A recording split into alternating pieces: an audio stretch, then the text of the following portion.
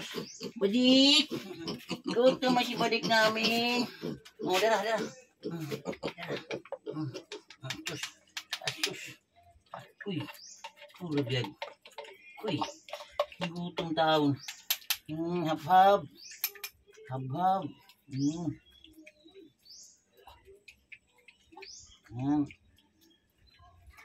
Taon.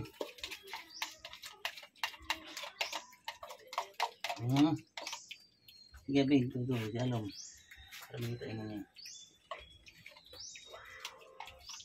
Oh, kain. Biag.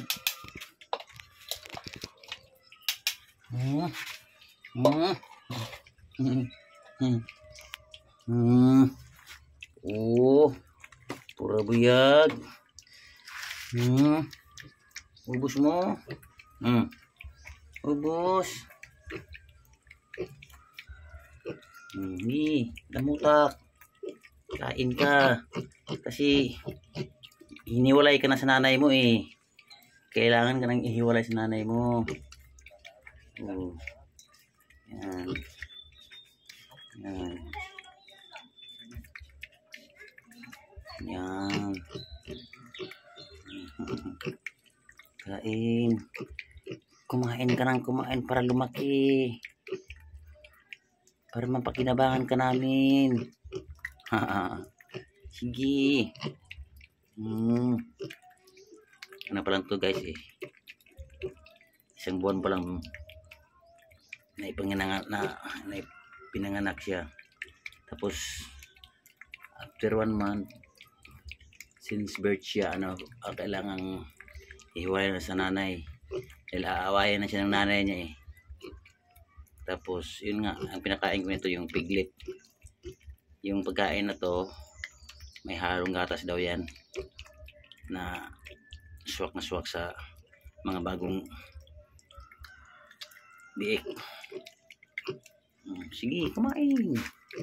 Sige. Wala kang kaagaw dyan. Ikaw lang mag-isa.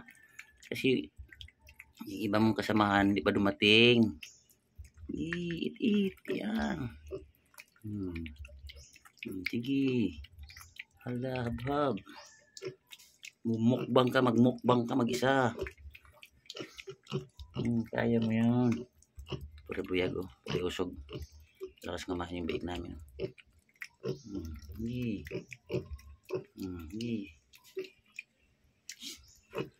Yan.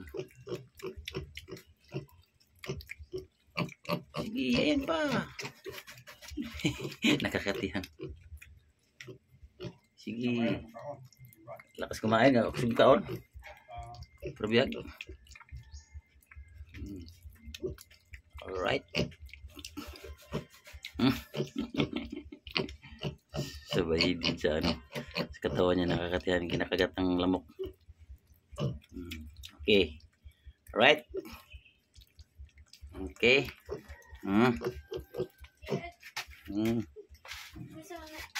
Pagkain. Okay. Abay dik, mamaya na naman kain uli ha. Mamaya naman magpipid tayo mamaya. Alright, bye-bye, biik. Katapos yan, tulog ka.